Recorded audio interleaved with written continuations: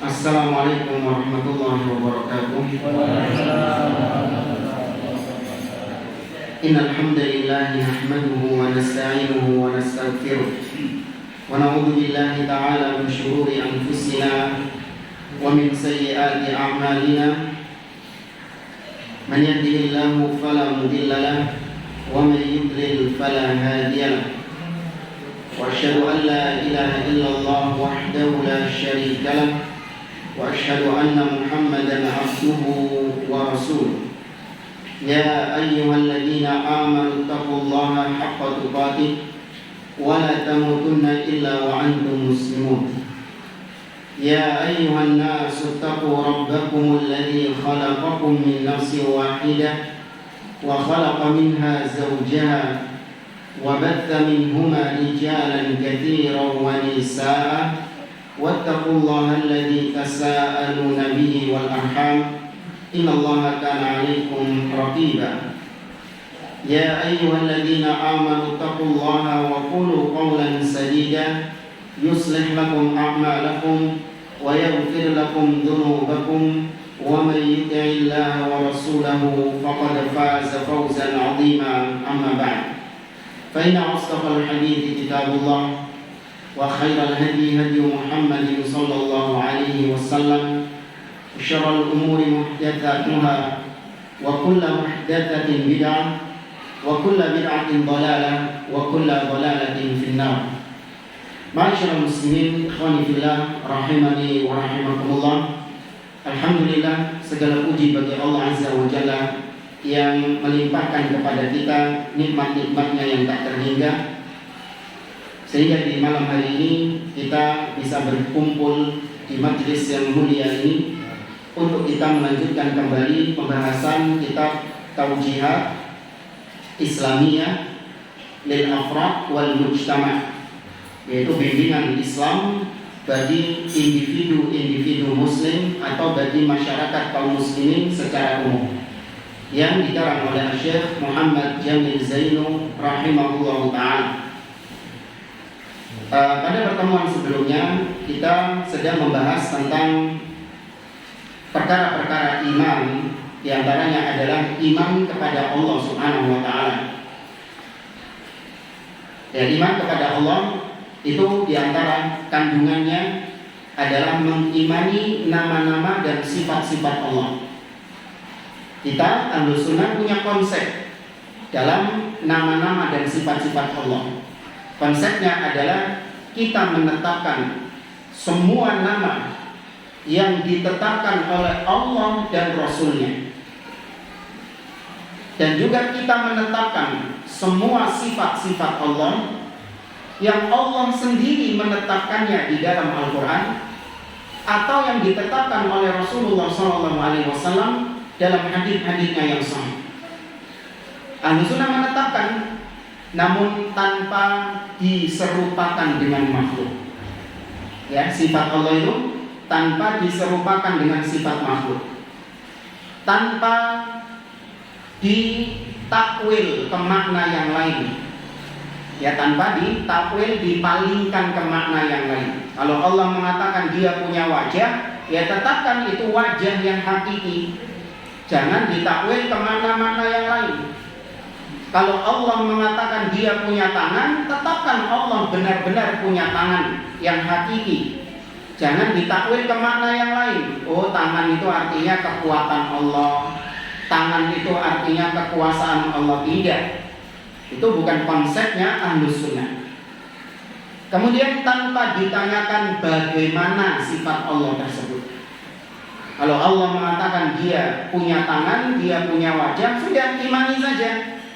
Jangan ditanyakan bagaimana wajahnya Allah, bagaimana tangannya Allah, bagaimana mendengarnya Allah, bagaimana melihatnya Allah. Ini tidak perlu dipertanyakan. Ya, nggak perlu dibayang-bayangkan bagaimana. Cukup diimani sebagaimana datangnya dalil-dalil itu. Dan tanpa diserupakan dengan makhluk, tanpa dipertanyakan bagaimana, tanpa ditakwil, kemudian tanpa diserahkan kepada Allah maknanya. Artinya tanpa melakukan tafwid, Apa itu tafwid? Yaitu katanya serahkan maknanya kepada Allah. Apa artinya Allah istawa 'alal arsy? Maka jawabannya serahkan kepada Allah maknanya. Apa artinya Allah punya sifat mendengar? Serahkan maknanya kepada Allah. Ini gak boleh. Ditetapkan maknanya, namun hakikatnya diserahkan kepada Allah, karena kita nggak tahu hakikatnya bagaimana. Dan kalau yang pertemuan lalu nggak hadir, itu kita sampaikan ada dua istilah. Yang pertama makna, dan yang kedua hakikat. Ya, yang pertama makna, dan yang kedua hakikatnya. Maknanya kita ketahui, hakikatnya tidak kita ketahui. Nggak usah pakai botol. Saya kemarin mencontohkan parfum.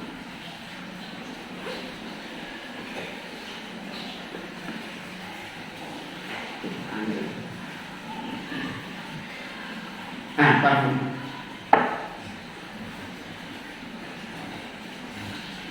Baik, saya katakan sifatnya parfum ini adalah wangi, harum. Ketika saya katakan ini harum, Anda tahu nggak maknanya harum itu apa? Nggak tahu maknanya harum apa? Hah? Harum apa lawan katanya apa? Busuk. Anda tahu harum itu, paham nggak maknanya harum itu? Paham. Ketika saya katakan ini harum, Anda paham maknanya harum itu apa? Tapi kalau saya tanya hakikat harumnya bagaimana? Tahu nggak? Nggak tahu Anda. Hakikat harumnya ini parfum bagaimana? Nggak tahu. Maka demikian Allah Subhanahu Wa Taala. Maknanya Anda ketahui, ditetapkan maknanya seperti itu. Tapi bagaimananya hakikat dari sifat Allah tersebut, itu yang tidak diketahui. Ya, ini konsep Ahlus Sunnah wal Jamaah dalam nama-nama dan sifat-sifat Allah sudah kita jelaskan pada pertemuan sebelumnya. Dan kita sampai pada ucapan penulis. Penulis di sini membahas tentang di mana Allah. Ya, beliau sebelum membahas tentang di mana Allah, beliau terlebih dahulu menukil ucapan Imam Malik rahimahullah taala. Imam Malik bin Anas, kata beliau, qala al-Imam Malik radhiyallahu anhu lamma su'ila an makna qaulihi ta'ala ar-Rahman 'ala al-'arsy istawa. Imam Malik pada suatu pengajian itu, beliau itu pernah ditanya oleh salah satu jamaah pengajiannya, kaifa istawa? Wahai Imam Malik, bagaimana Allah istawa 'ala al-'arsy? Itu berkaitan dengan ayat dalam surah Thaha. Allah berfirman, Ar-Rahman 'alal arsy istawa. Dialah Allah Ar-Rahman istawa 'alal arsy, di atas arsy-Nya. Imam Malik ditanya, apa istawa? Bagaimana Allah istawa 'alal arsy? Nah, maka ingat-ingat tadi dua hal tadi. Makna sama hakikat. Itu diingat-ingat. Imam Malik menjawab sesuai dengan apa yang tadi kita sampaikan. Kata Imam Malik, al-istiwa maklum. Istiwa itu sudah diketahui. Apa yang diketahui? Maknanya atau hakikatnya? Maknanya diketahui. Karena istiwa itu orang-orang Arab kalau mendengar istiwa itu maknanya ala wartafa, tinggi di atas. Itu makna istiwa, tinggi di atas. Orang Arab itu paham. Apalagi kalau digabungkan dengan ala. Istawa ala Ar-Rahman ala arsy istawa. Orang Arab paham maknanya adalah tinggi di atas. Ya. Kemudian kata Imam Malik, wal kaifu majhul.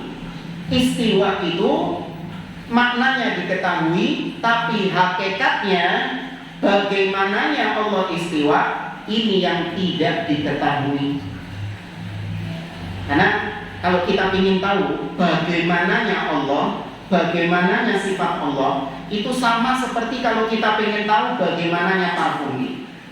Anda kalau ingin tahu wanginya parfum ini, maka cara yang pertama Anda lakukan apa? Mencium langsung. mencicipi langsung, oh ini toh wanginya. Nah itu baru Anda tahu hakikat wanginya bagaimana. Cara yang kedua adalah Anda mencium sesuatu yang wanginya sama dengan wangi ini. Mencium benda lain yang wanginya sama dengan wanginya benda ini, Anda cium. Contoh misalnya kalau ini wanginya seperti bau-bau melati, ini kayak bau-bau melati. Maka ketika Anda mencium melati, berarti Anda tahu bagaimana wanginya parfum ini, karena mirip wanginya dengan apa? Melati. Nah sekarang Allah, Anda nggak tahu bagaimana Allah itu istiwa, bagaimana Allah mendengar. Kok bisa Allah mendengar semua hamba-hambanya? Kok bisa Allah melihat semua hamba-hambanya tanpa ada yang tersembunyi? Kok bisa Allah melihat semuanya? Anda nggak bisa tahu itu, kecuali yang pertama Anda melihat langsung Allah Subhanahu Wa Taala. Bisa? Kok ragu jangan? Nggak bisa. Yang kedua, Anda melihat sesuatu yang mirip dengan Allah. Ada? Nggak ada. Maka berarti tidak ada cara yang bisa Anda tempuh untuk Anda mengetahui bagaimananya sifat Allah tersebut. Sudah tetapkan maknanya saja. Istiwa ya istiwa di atas, tangan ya tangan, wajah ya wajah, mendengar ya mendengar, melihat ya melihat. Turun pada sepertiga malam terakhir, tetapkan Allah turun dengan sebenar-benarnya. Sudah. Nanti soal ditanya bagaimananya, itu kata Imam Malik tidak diketahui. Kemudian kata Imam Malik, al-istiwa'u ma'lum wal kaifu majhul wal imanu bihi wajib. Mengimani Allah itu istiwa dengan maknanya itu hukumnya wajib. Karena Allah banyak berfirman di dalam Al-Quran. Berapa banyak ayat-ayat yang mengatakan huwallazi khalaqas samawati wal arda fi sittati ayyam thumma istawa 'alal 'arsy. Banyak enggak ayat-ayatnya kayak gitu? Banyak. Maka mengimaninya wajib. Tapi kata beliau was-su'alu anhu bid'ah. Bertanya tentang bagaimananya sifat Allah itu pertanyaan yang bid'ah. Kenapa pertanyaan bid'ah? Karena para sahabat ketika Nabi membacakan ayat-ayat tentang sifat Allah, Allah berfirman di dalam Al-Quran, kata Nabi ini membawakan ayat kepada para sahabat. Allah mengatakan kepada iblis dalam surah As-Saffat, qala ya iblis ma mana'aka an tasjuda lima khalaqtu biyadayya. Kata Allah dalam Al-Quran, wahai iblis, apa yang mencegahmu untuk sujud kepada Adam yang aku ciptakan dengan kedua tanganku? Nabi membacakan ayat ini nggak kepada para sahabat? Tapi ada nggak para sahabat yang nyeletuk? Nyeletuk apa nyeletuk? Paham nyeletuk? Tahu-tahu nyeletuk gitu ngomong sama Nabi, ya Rasulullah, gimana tangannya Allah? Itu gak ada satupun sahabat yang nanya kayak gitu, gak ada. Berarti kalau ada orang sekarang yang berani bertanya seperti itu pertanyaan yang bid'ah. Karena para sahabat sepakat kalau didengarkan tentang sifat-sifat Allah, mereka mengimani, menetapkan apa adanya. Gak perlu mereka memikirkan gimana ya tangan Allah. Kok bisa ya Allah itu melihat semua hamba-hambanya? Kok bisa Allah mendengar semua hamba-hambanya? Gimana caranya? Kita saja manusia, kalau ada dua orang yang berbicara, ini ada dua ustadz ini.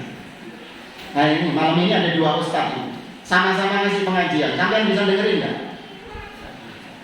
Barengan gue ini ngaji bareng, ada dua ustadz ini ngomong, volumenya sama. Anda bisa dengarkan? Bingung, bisa. Iya. Satpam yang lagi ngeliat CCTV di ruangannya, dia bisa nggak mengawasi semua CCTV? Nggak bisa, pasti ada yang lolos. Nah Allah itu melihat semua makhluk-makhluknya tanpa ada yang lolos sedikit pun. Allah mendengar semua makhluk-makhluknya tanpa ada yang tidak terdengar. Bahkan bisik-bisik Allah Subhanahu Wa Taala mendengar.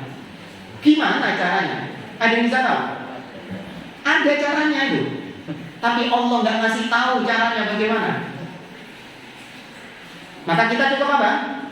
Mengimani sudah, tanpa ditanyakan bagaimana. Paham jangan? Bingung kalau apa?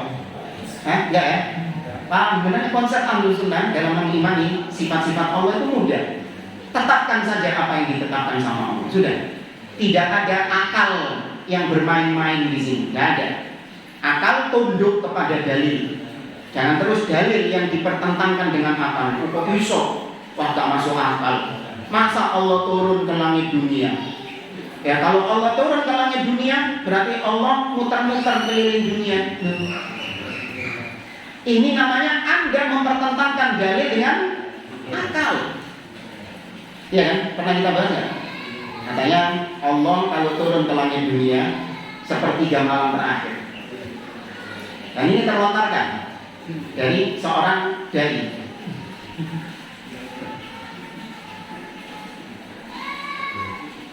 Ini terlontarkan dari seorang dai yang dia itu menentang dalil dengan akal. Bentar jemaah ya.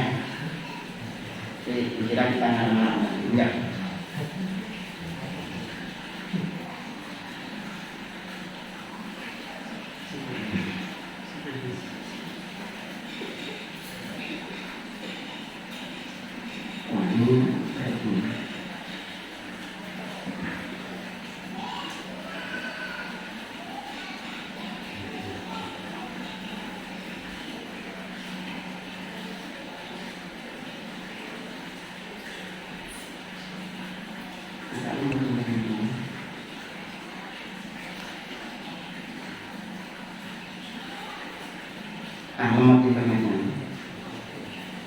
Dan intinya dia mempertanyakan bumi ini bulat.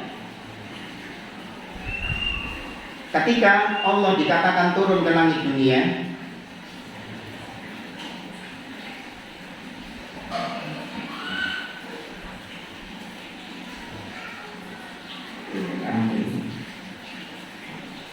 bumi ini bulat. Kata Nabi SAW, yanzilu rabbuna kulla lailatin ila sama'i dunya hina yaqal thuluthul lailil akhir. Rabb kami, kata Nabi, turun ke langit dunia pada setiap sepertiga malam terakhir. Turun, Nabi mengatakan turun. Maka kata dia, bumi ini bulat. Kalau matahari ada di sebelah sini, berarti yang sini mengalami sepertiga malam terakhir. Kalau matahari di sini, berarti yang sini mengalami sepertiga malam terakhir. Intinya selama 24 jam pasti ada bagian bumi, belahan bumi yang mengalami sepertiga malam terakhir. Berarti kata dia, kalau Allah turun pada sepertiga malam terakhir, Allah keliling-keliling dunia terus.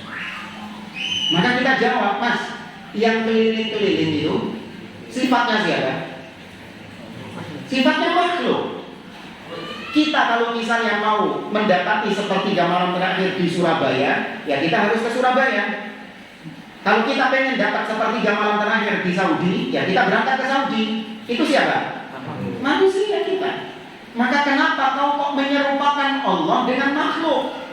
Allah ala kulli syai'in qadir. Allah mampu turun ke langit dunia tanpa meninggalkan arsy-Nya. Tuh, kok bisa? Nah, ini pertanyaannya. Jangan ditanya bagaimana sudah. Makhluk saja bisa nih, teman. Pernah tak kasih tahu nggak? Makhluk apa yang dia itu posisinya di atas, tapi bersamaan dengan itu dia turun. Ketika dia turun, dia tetap dikatakan di atas. Makhluk ada. Matahari jemaah. Anda kalau lihat matahari lagi apa? Lagi sunset. Iya, lagi tenggelam. Anda lagi di ini mana? Di pantai. Lagi dilepas pantai, ngelihat dari ufuk itu. Anda melihat matahari terbenam. Matahari terbenam itu. Kan siang di atas ya. Siang mataharinya di mana? Di atas. Ketika sore, tambah sore, maghrib, mataharinya kemana? Dari atas kan? Bawah. Turun kan? Turun. Tapi ketika Anda ditanya matahari posisinya di mananya bumi? Tetap di atas. Matahari tetap di atas bumi. Tapi Allah nggak kayak gitu, awas. Allah turunnya tidak seperti itu. Kita hanya memberi contoh, ada makhluk yang dia bisa dua hal bersamaan. Dia di atas sekaligus dia turun. Makhluk saja bisa, kenapa Allah kok kau ragukan? Ya, Allah nggak kayak gitu ya turunnya ya. Awas, ini kita cuma ngasih contoh permisalan saja. Baik, kita lanjutkan kata Imam Malik. Wasu'alu anhu bid'ah. Kemudian Imam Malik mengusir yang bertanya ini. Yang tanya tadi bagaimana istawa, itu pertanyaan yang bertanya itu diusir sama Imam Malik dari majelisnya. Kenapa? Kenapa diusir? Bisa meracuni jamaah yang lain. Bisa memberikan syubhat ke jamaah yang lain. Cuman anak kalau praktekkan itu di zaman sekarang takut viral. Sebenarnya banyak kalau pagi kajian pertanyaan-pertanyaan yang ya intinya bukan karena nggak tahu, tapi memang karena ingin ngasih syubhat. Ini kalau ustadznya nggak bisa jawab, nah jamaahnya pada bingung ini nanti.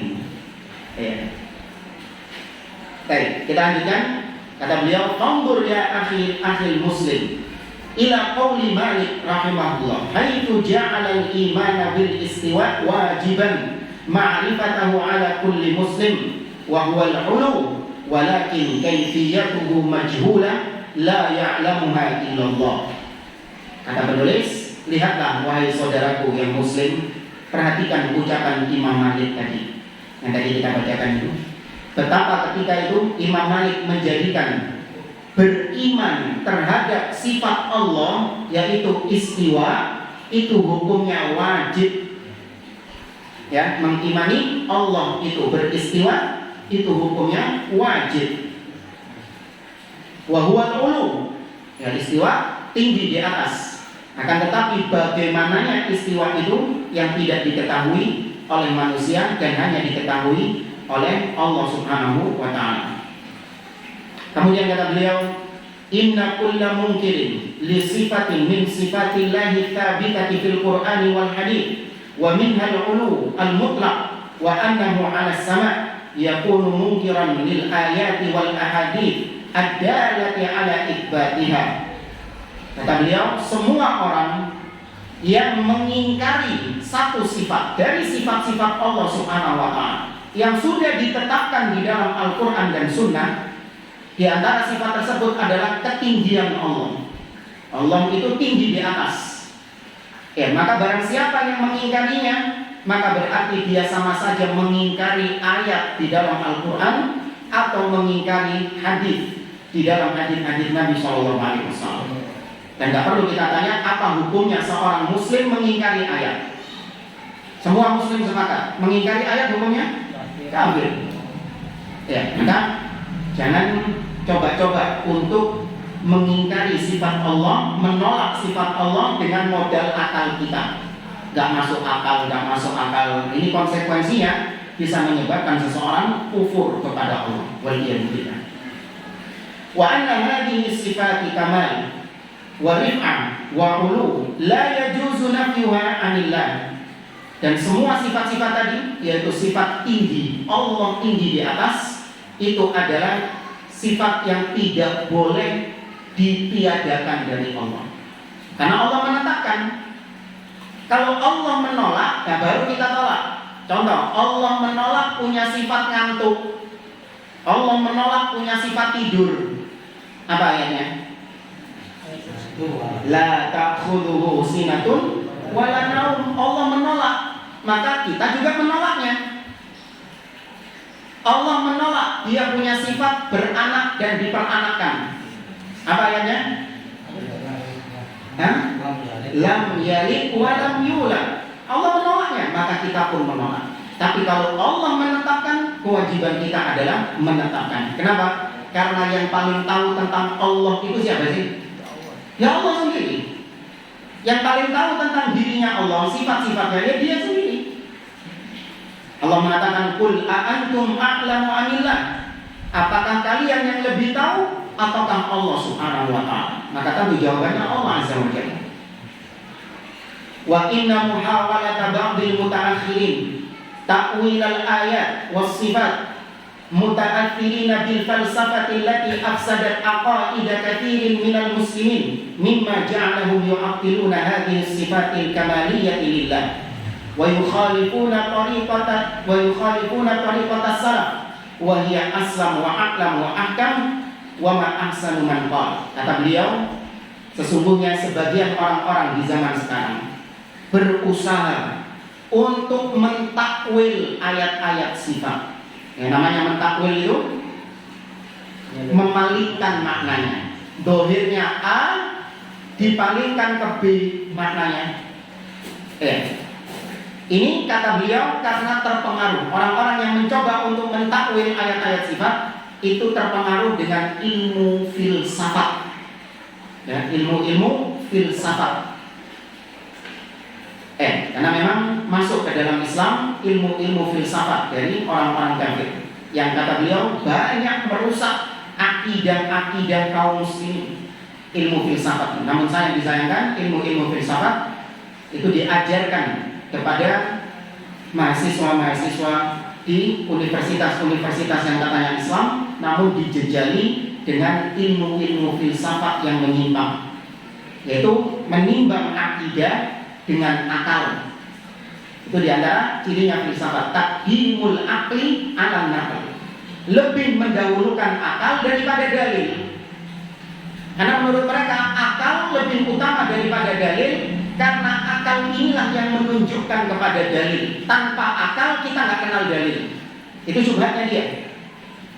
Ibarat gini jemaah, antara akal sama dalilnya. Kenapa mereka lebih mendahulukan dalil? Mereka punya permisalan seperti ini.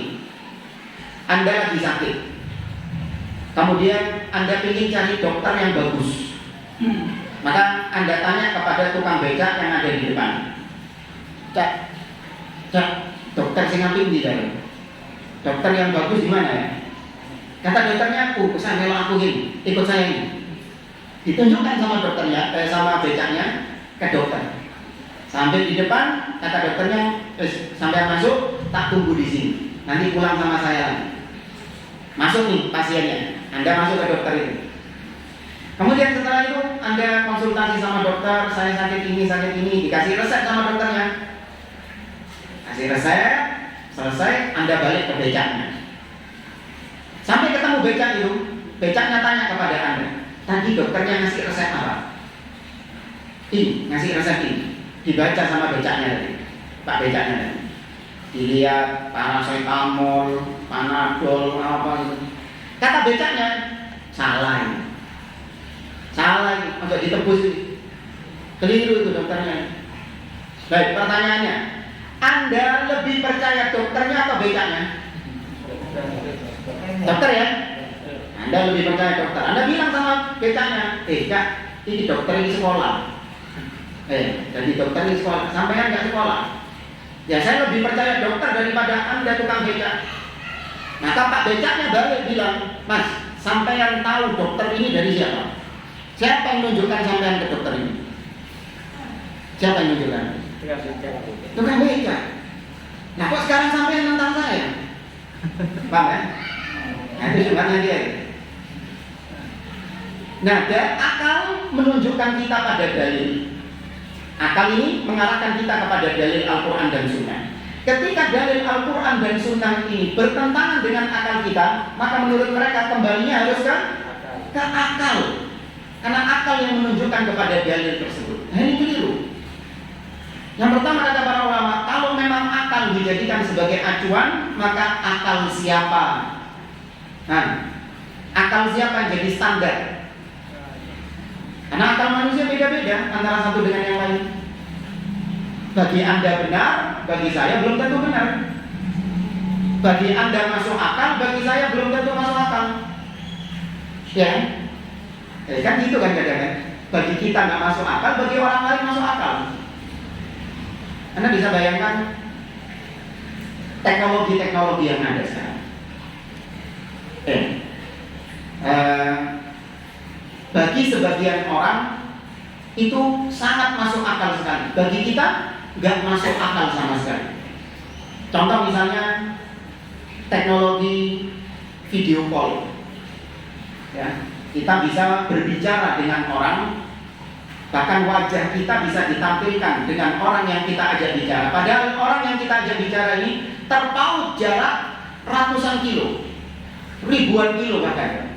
Kita di Indonesia, dia di Amerika misalnya, tapi bisa bertatap-tatapan wajah.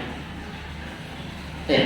Ini kalau Anda bicarakan kepada orang yang sudah tua, kuno, ketinggalan zaman, kata dia apa? Gak masuk akal. Gak masuk akal. Nanti sebagian orang enggak masuk akal. Maka atas kebenaran ditimbang dengan akal siapa? Ya, maka yang benar akal tunduk kepada dalil, bukan dalil yang ditundukkan di hadapan akal. Maka orang-orang filsafat ini, pelajaran-pelajaran filsafat inilah, kata beliau, yang merusak akidah-akidah kaum muslimin, yang menjadikan kaum muslimin menolak sifat-sifat Allah Subhanahu wa taala dan menyelisihi jalannya para salaf. Ya, menyelisihi metodenya para salaf. Sedangkan kita tahu metodenya salaf itu aslam, yang paling selamat. Ya, metodenya sahabat ini itu yang paling selamat. Kenapa? Mereka dibimbing langsung sama Nabi SAW. Tidak jarang ayat Al-Quran turun untuk menegur sahabat. Berarti perbuatan mereka ini dijamin oleh Allah Subhanahu wa taala. Ada Allah dan Rasul yang menegur para sahabat. Maka metode beragama mereka, metode beragamanya sahabat itu lebih selamat daripada yang bukan sahabat, apalagi orang-orang setelah sahabat. Itu lebih selamat jalannya para sahabat. Wa aqlam, metodenya para sahabat itu aqlam, lebih berilmu. Iya. Karena mereka mendapatkan ilmu langsung dari Nabi SAW. Bayangkan ustadznya mereka itu, ustadznya sahabat itu bukan ustadz fulan, syekh fulan, bukan, Nabi ustadznya, bayangkan. Ngajinya itu sama Nabi jemaah. Ya. Wa ahkam, dan metodenya para sahabat itu ahkam, yang paling bijak, bijaksana, proporsional. Wa ma ahsanu man qala wa kullu khairin fi ittiba'i man salaf wa kullu syarrin fi ibtida'i man khalaf. Alangkah bagusnya, kata beliau, ungkapan seorang penyair yang mengatakan semua kebaikan itu ada ketika kita mengikuti jalannya para salaf. Ya, semua kebaikan-kebaikan akan didapatkan tatkala kita mengikuti metode beragamanya para salaf. Dan semua keburukan-keburukan itu akan kita dapatkan kalau kita mengikuti metodenya para khalaf. Khalaf ini apa? Orang-orang belakangan, generasi-generasi belakangan. Kalau kita mengikuti metode mereka, jalan mereka, itu metode yang diada-adakan, ibtada'ah, metode yang bid'ah. Seperti tadi orang-orang filsafat, orang-orang Mu'tazilah yang kemasukan filsafat, ya, orang-orang Asy'ariyah yang kemasukan filsafat. Mereka punya metode sendiri dalam memahami nama-nama dan sifat-sifat Allah. Metodenya mereka berbeda dengan metodenya para salaf. Para salaf menetapkan apa adanya dari sifat-sifat Allah Subhanahu wa taala tanpa dipertanyakan bagaimana, tanpa diserupakan dengan makhluk. Metodenya khalaf, orang-orang belakangan, yaitu mereka mentakwil, ditakwil sifat-sifat Allah tadi. Anda ikut yang mana? Yang lebih selamat yang mana tadi? Jalannya salaf. Ya, itu yang lebih selamat. Dan kemudian al-khulasa, kesimpulan dari bab ini, kata beliau, innal imana bi jami'i sifatil waridah fil Qur'ani wal ahadits as-sahihah wajibun. Sesungguhnya mengimani semua sifat-sifat yang ada di dalam Al-Quran dan hadis yang sahih, ya, hadis yang sahih, itu hukumnya wajib. Mengimani sifat-sifat tersebut wajib hukumnya. Wala yajuzu an nufarriqa baina sifat fanu'min bi ba'dihha ala dhahiriha wa nata'awwal ba'daha al-akhar. Kata beliau, kita enggak boleh milih-milih sifat. Oh, kalau sifat ini kayaknya cocok, ini saya imani yang ini. Tapi kalau sifat ini kayaknya nggak cocok, ini saya tolak. Nanti nggak boleh. Semua harus diimani. Karena kaidah dalam asma wa sifat menyebutkan, kata para ulama, al-kalamu fi ba'di sifat kal kalami fi ba'dil akhar. Pembicaraan tentang sebagian sifat itu juga sama dengan pembicaraan pada sifat-sifat yang lain.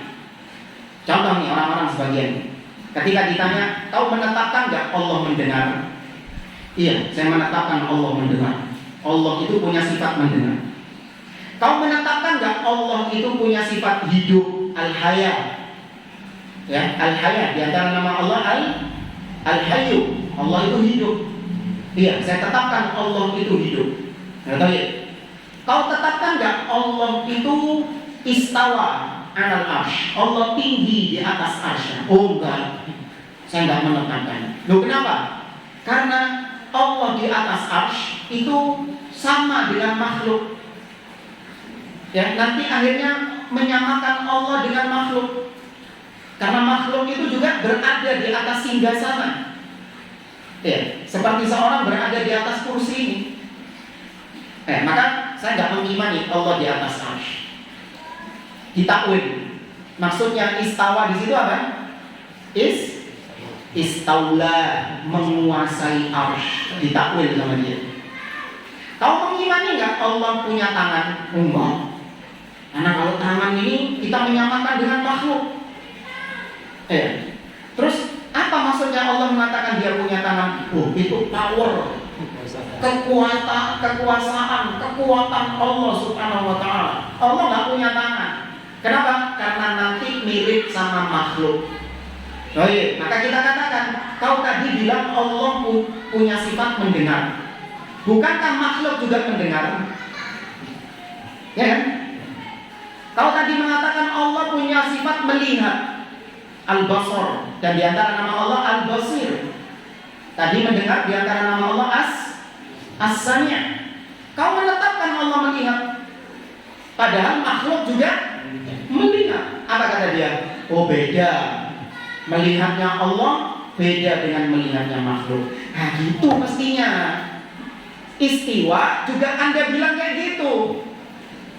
Tangan Allah juga bilang kayak gitu.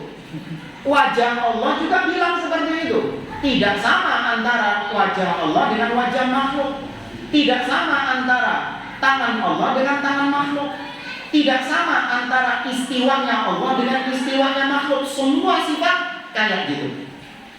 Maka nggak boleh seorang cuma menetapkan sebagian dan menolak sebagian. Karena menetapkan sebagian sifat itu mengharuskan menetapkan semua sifat yang lain. Karena konsepnya sama semua. Ya, sifat-sifat Allah ini konsepnya sama semua, tidak berbeda antara satu dengan yang lain.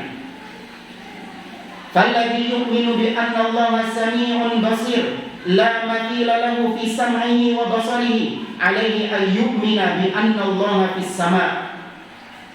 Yang beriman Allah mendengar, Allah melihat, dan pendengaran dan penglihatan Allah tidak sama dengan penglihatan makhluk. Yang beriman seperti ini wajib juga baginya untuk mengimani Allah di atas. Maksudnya Allah di atas, ay alas sama, uluwan yaliqu bi jalali la mathila lahu fi uluwi. Yaitu Allah berada di atas langit dengan ketinggian sesuai dengan kebesaran Allah, tidak sama dengan ketinggian makhluk. Ya. Karena tinggi Allah di atas itu ada dua makna. Yang pertama, tinggi maksudnya Allah tinggi itu secara kedudukan. Yang kedua, tinggi secara posisi. Ada sebuah ayat di dalam surah Al-An'am, Allah mengatakan wa huwal qahir fawqa ibadi.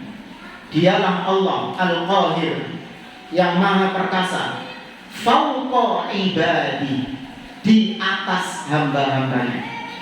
Kalau di Quran terjemahan apa artinya? Ada yang bawa mushaf terjemahan. Surah Al-An'am ayat yang ke 18. Hah? Di sini diartikan berkuasa. Dan dialah Allah yang berkuasa atas hamba-hambanya. Berarti ini ketinggian secara kedudukan. Artinya kedudukan Allah, atau kalau dalam militer pangkat, jabatan, ya, kekuasaan Allah itu paling tinggi. Ada jenderal bintang berapapun, itu tidak lebih tinggi kekuasaannya daripada Allah Subhanahu wa Ta'ala.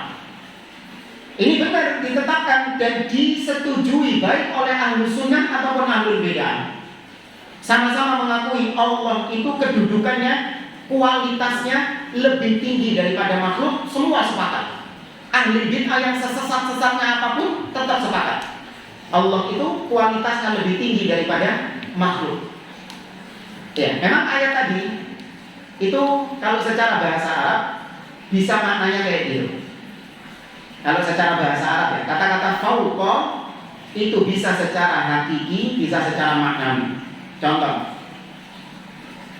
saya ada dua benda, ada pena dan ada HP. Ya, ada pena dan ada HP. Ketika saya mengatakan al-qalam fauqal jawwal, pena itu di atas HP, maka maknanya bisa secara posisi pena ini benar-benar di atas HP, tapi bisa juga secara maknawi harganya pena itu lebih tinggi daripada harganya HP. Ya, kadang pena-pena kayak gini, apalagi punyanya Apple, sampai 5 juta. Penanya tok loh jangan. Ya, pulpennya Apple itu yang putih sampai 5 juta. Ini 1,5 juta ini. Nah, ini secara kualitas. Ada ungkapan dalam bahasa Arab, adzahab fawqal fiddah, emas di atas perak. Anda pahami gimana? Hah? Harga, tapi bisa juga posisi kan? Boleh juga posisi. Ini ada emas, ya, ini ada perak. Emas di atas perak. Ya. Bisa juga tahu. Tapi pertanyaannya jemaah, mungkin nggak Allah membandingkan kualitas dirinya dengan kualitas makhluk yang jauh rendah di bawah Allah Subhanahu wa Ta'ala? Ini bukan bentuk pujian, justru merendahkan Allah sendiri. Karena kualitasnya dia disandingkan dengan makhluk yang jauh di bawah Allah Subhanahu wa Ta'ala. Seorang penyair pernah mengatakan, alam tara anna sayfa yanqusu qadrahu idza qila anna sayfa amdha minal asa. Kata seorang penyair, tidakkah kau tahu bahwasanya pedang, sebilah pedang akan kehilangan pamornya, akan kehilangan kedudukannya. Kapan pedang kehilangan pamornya? Ketika dikatakan pedang lebih tajam daripada tongkat. Iku pedang iki ono regane mari ngono. Ada penjual gini jam, penjual pedang ya. Ada Anda lagi di pasar nih ya, ada orang jualan pedang. Ayo Pak, dibeli Pak pedangnya Pak. Pedang ini lebih tajam daripada tongkat. Mau beli nggak? Hah? Penjualnya bilang itu, pedang ini lebih tajam daripada tongkat. Menarik nggak? Ngapain gitu loh? Pedang dibandingkan dengan tongkat. Tapi kalau penjualnya bilang ini, ayo Pak, dibeli Pak. Pedang ini lebih tajam daripada silet. Wah, ini baru. Karena dibandingkan dengan sesuatu yang 11-12. Iya, bukan dibandingkan dengan sesuatu yang jomplang. Gini aja Pak, apa yang Bapak rasakan dan Bapak lakukan, Anda lakukan? Kalau ada orang yang bilang sama Anda, Pak, sampean ini Pak, lebih pintar daripada anak saya yang tika Pak. Gimana? Ngenyek. Hah? Ngenyek kan? Iya. Marah, kurang ajar. Loh, padahal Anda dibilang lebih pintar. Anda tidak dikatakan lebih bodoh, tidak. Anda dibilang lebih pintar, sampai lebih pintar daripada anak saya. Masalahnya bukan anaknya yang kuliah di luar negeri, bukan. Anak saya yang masih TK, masih playgroup. Kalau dibandingkan sama Pak sampean ini Pak, ternyata lebih cerdas dari anak saya yang kuliah di Harvard University. Wah, itu masih apa? Iya, ini pujian ini berarti dibandingkan dengan anaknya yang kuliah di luar negeri. Anak yang sudah doktor ini baru pujian. Ini dibandingin sama anak yang masih TK. Nah ini perbandingan sama Allah dibandingkan dengan manusia. Itu bukan muji Allah, justru itu menghina Allah Subhanahu wa taala. Maka berarti ayat ini adalah Allah bukan membandingkan kualitasnya dengan manusia, tapi Allah sedang menunjukkan posisinya di atas makhluk, di atas manusia. Apalagi didukung dengan ayat-ayat yang lain. Seperti dalam surah An-Nahl Allah mengatakan tentang para malaikat yakhafuna rabbahum min fawqihim. Ada tambahan min. Para malaikat mereka takut kepada Rabb mereka min fawqihim, dari arah atas mereka. Ini apa? Kualitas atau posisi yang di atas? Malaikat ini tadi dikatakan takut kepada Allah dari atas mereka. Berarti atas di sini apa? Secara kedudukan, secara kualitasnya Allah atau secara posisi? Ulangi ya. Malaikat dikatakan Allah dalam surah An-Nahl, Lebah, An-Nahl. Yakhafuna rabbahum min fawqihim. Mereka ini para malaikat takut kepada Allah dari atas mereka. Ya, Allah di atas mereka, di atas malaikat.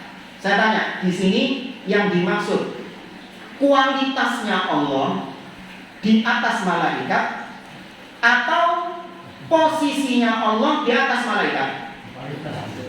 Kualitas. Posisinya Allah. Posisi. Ada kata-kata min.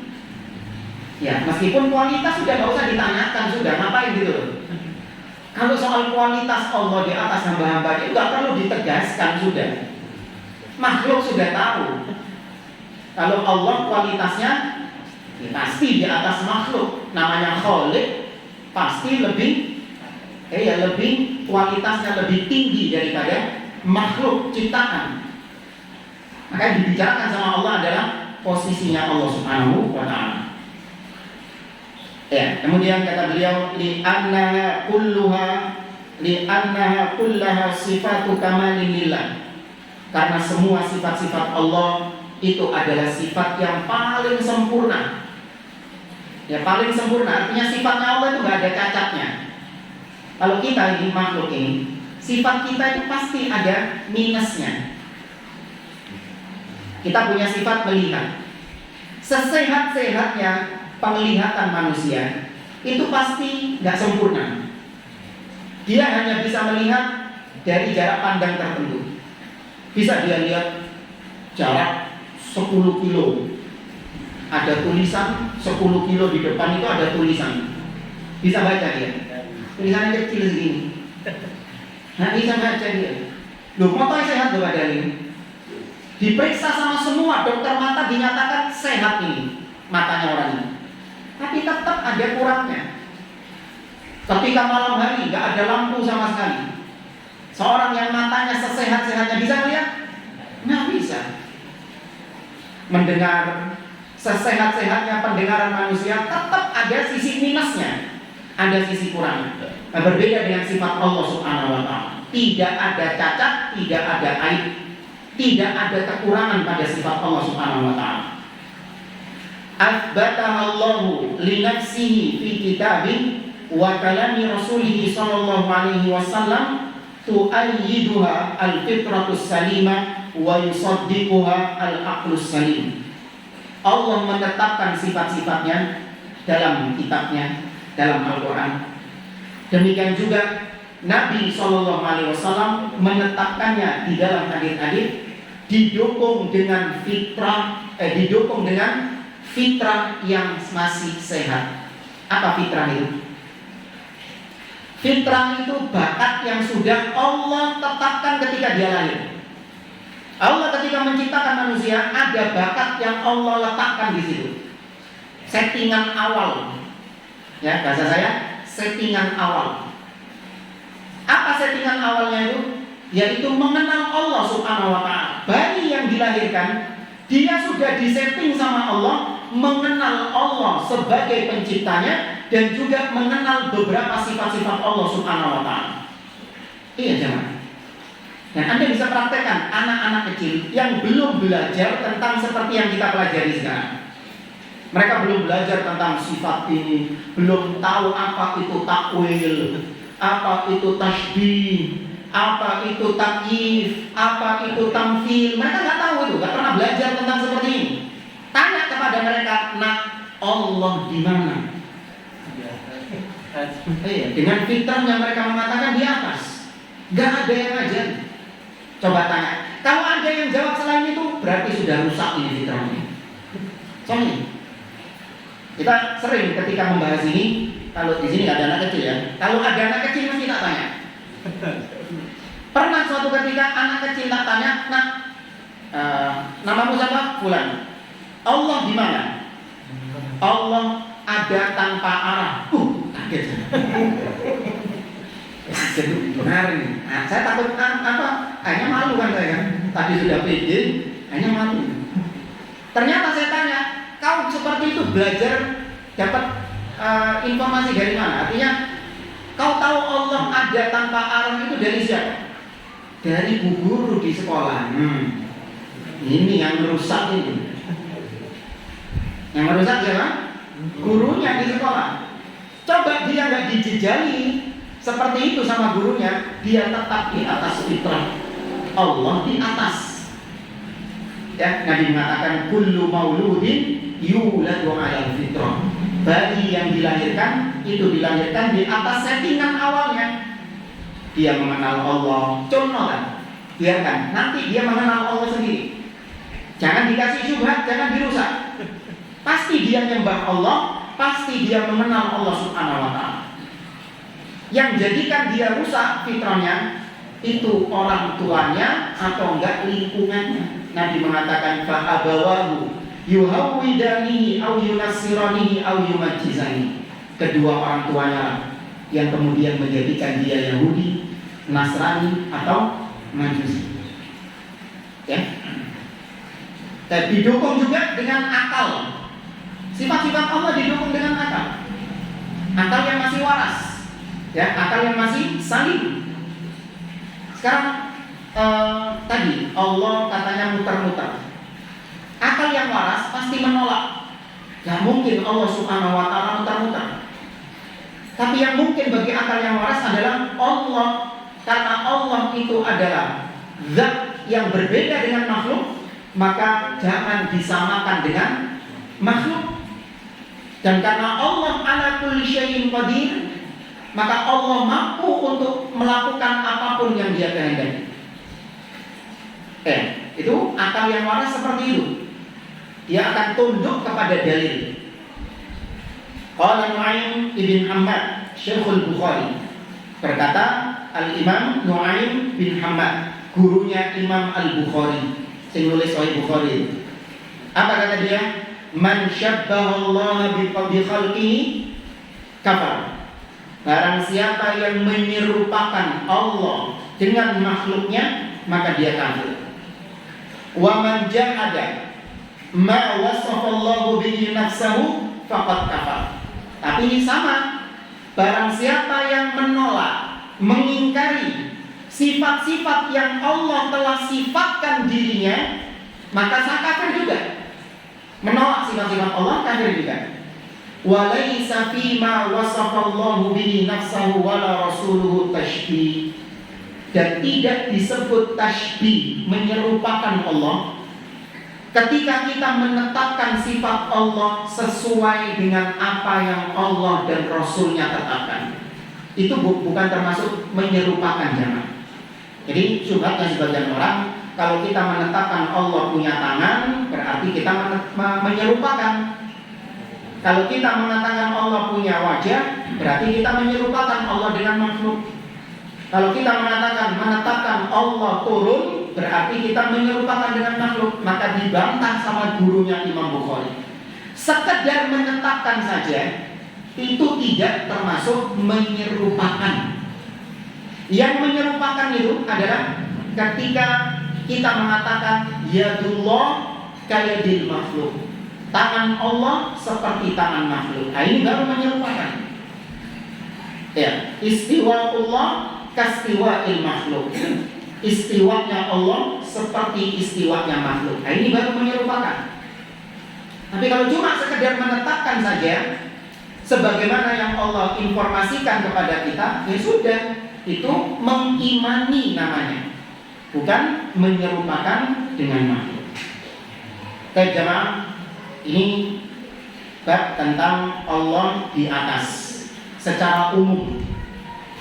Nah, pembahasan berikutnya ini yaitu di atasnya Allah yang lebih khusus, yaitu Allah di atas arsy.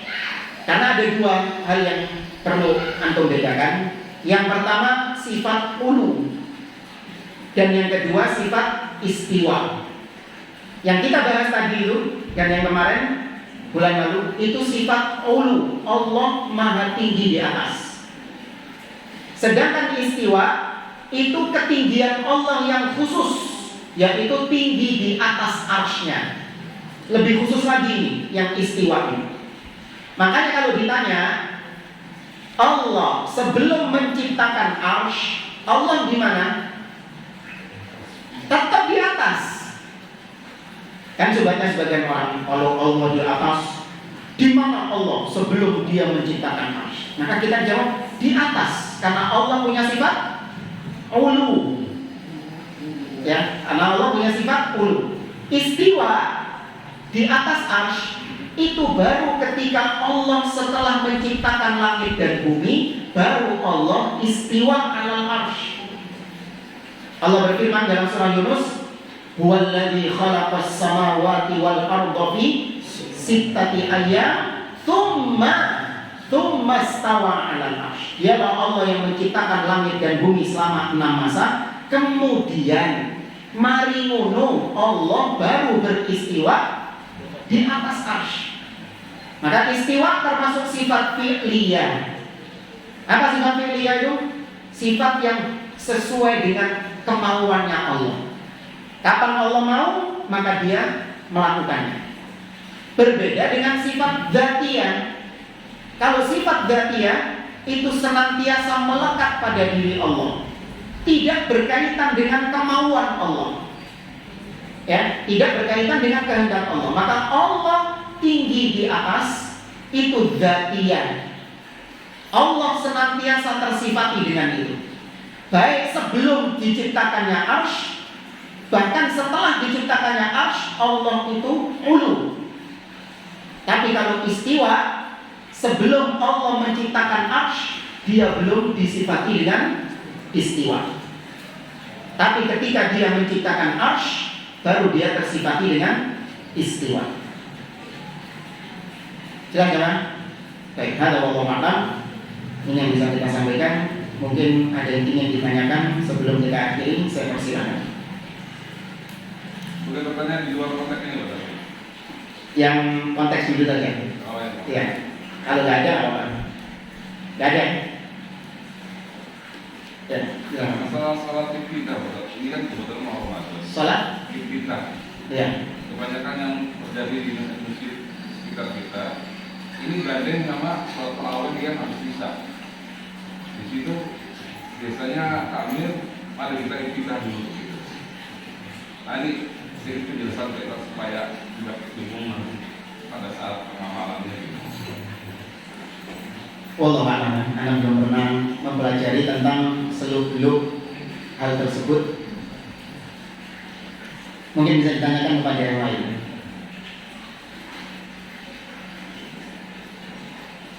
Wallahu a'lam. Mungkin bisa tanyakan kepada yang lain. Ya, sisi pendalilannya di mana belum pernah baca tentang hal itu. Wallahu a'lam. Karena tidak berani jawab.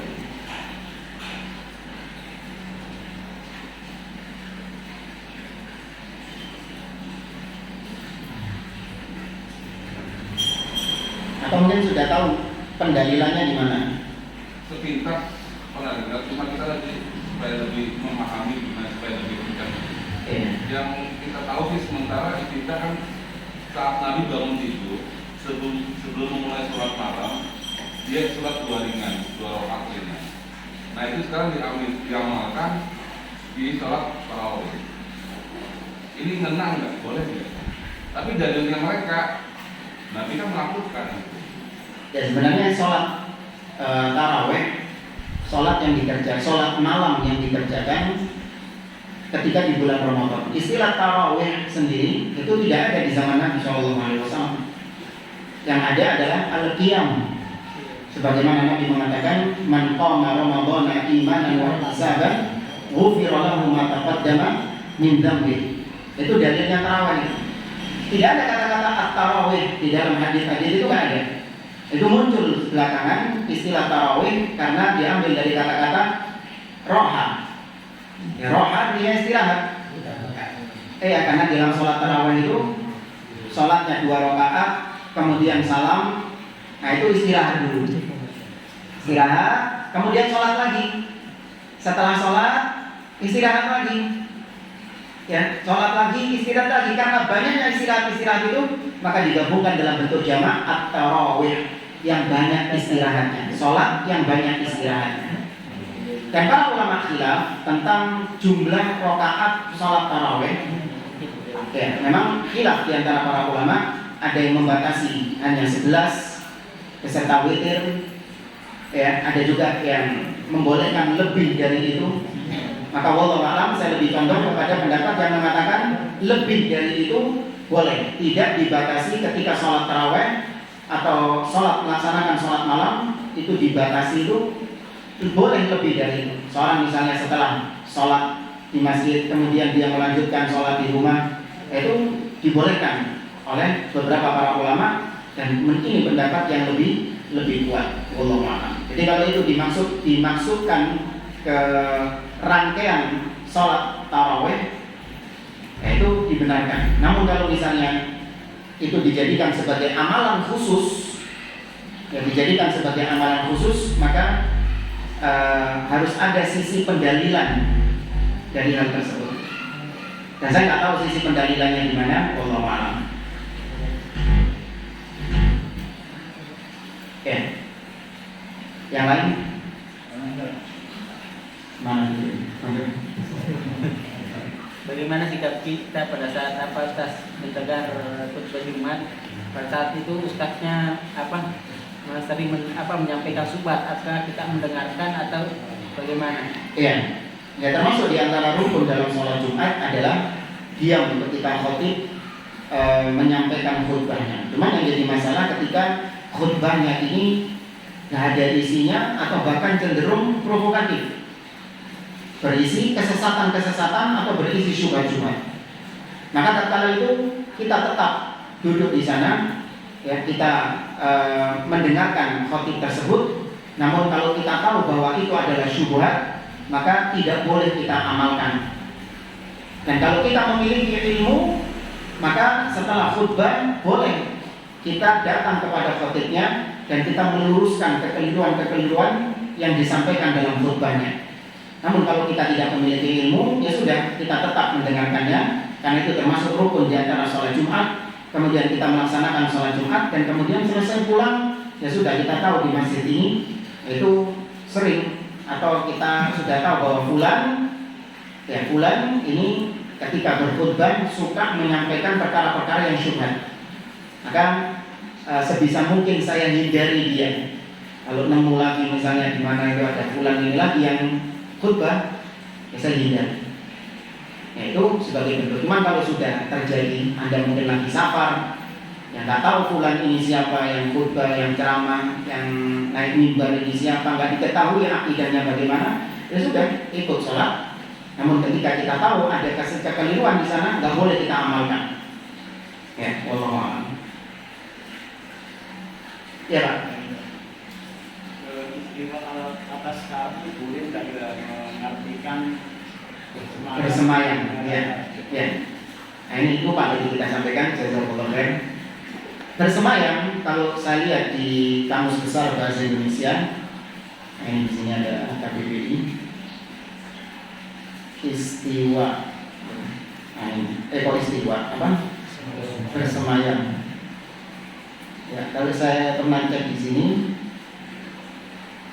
bersemayam itu artinya duduk, julus. Ya, bersemayam itu artinya duduk, julus, menempat. Nah, itu tidak ada dalil di dalam Al-Quran ataupun Sunnah yang mengatakan Allah itu julus, duduk di atas arsy-Nya. Bahkan tidak boleh kita tetapkan juga apakah Allah itu di atas arsy-Nya itu menempel dengan arsy atau terpisah dengan arsy, itu juga tidak perlu dibahas. Nah, kalau bersemayam itu mengharuskan nempel, sedangkan tidak ada dalil yang menunjukkan Allah menempel dengan arsy. Ya, maka kalau tidak ada dalil kita diam. Makanya kalau ditanya Ustaz, Allah di atas arsy itu menempel dengan arsy-Nya atau terpisah dengan arsy-Nya, maka kita katakan wallahu a'lam, sudah, nggak usah dibahas. Karena Allah tidak membahas secara spesifik seperti itu, nggak usah. Ya, maka bersemayam ini itu kita hindari, karena artinya maknanya tidak bisa mewakili makna istiwa. Ya, maka yang benar seperti kata seorang tabi'in yang bernama Abdul Aliyah, istawa artinya ala wartafa, ya, tinggi dan di atas. Ya, tinggi di atas itu makna yang sesuai dengan bahasa Arab. Wallahu a'lam. Kalau terjemahan memang pakai semayam, Pak. Iya, kalau terjemahan banyak yang ini tadi yang surat Al-An'am itu berkuasa, Allah berkuasa di atas arsy. Ya, bahkan kalau Anda lihat dalam surah As-Saffat ayat 75 tentang tangan itu sudah langsung ditakwil sama penerjemahnya. Coba dibuka. Surat bukan As-Saffat, surat Sot. Nggak pakai as, Sot. Sot. Oh, Sot. Sot. Oh. Kalau di Mushaf itu halaman 457. Ayat berapa? 75. Qala ya iblis ma mana'aka an tasjuda lima khalaqtu bi yadayya. Diterjemahkan apa itu bi yadayya? Kekuasaan. Ya. Nah, itu sudah langsung takwil itu namanya. Karena ayatnya berbunyi bi yadayya, dengan kedua tangan itu. Itu sama juga kekuasaan. Ada sebagian yang menerjemahkannya dengan tangan, ya, punya saya ini dengan tangan. Wahai iblis, apakah yang menghalangi kamu sujud kepada yang telah aku ciptakan dengan kedua tanganku? Nah, ini sesuai diterjemahkan dengan tangan. Cuman kalau punya Pak Hasan ini kekuasaan, itu takwil namanya. Itu tangan juga, ya. Ada yang versi cetak itu Mushaf terjemahan Asy-Syamil atau apa? Quran terjemahan itu. Al-Kamil atau Asy-Syamil itu yang terjemahan. Itu juga diterjemahkan dengan kekuasaan. Ada yang terjemahan perkata itu. Itu juga diterjemahkan dengan kekuasaan. Ada perkata itu. Jadi di bawahnya tulisan biyadaya, itu dia tulis dengan kekuasaanku.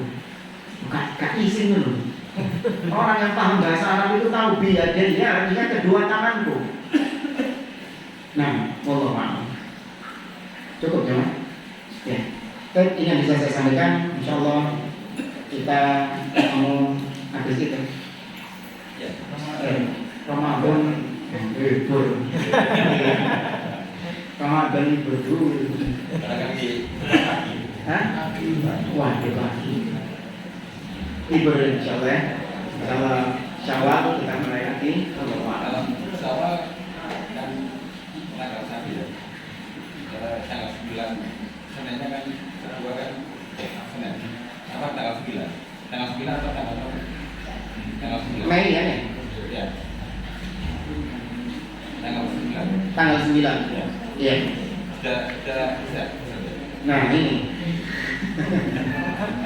Iya, Masih awal-awal anget-anget Rio ya. Nanti insya Allah ada pengumuman lebih lanjut lah insya Allah. Dan jawab mungkin ini insya Allah kita lanjutkan di lain waktu. Aku lupa dihadap. Sallallahu ala nabiyina Muhammad wa ala alihi wa sahbihi ajma'in. Wa akhiru da'wana alhamdulillahi rabbil alamin. Wassalamualaikum warahmatullahi wabarakatuh.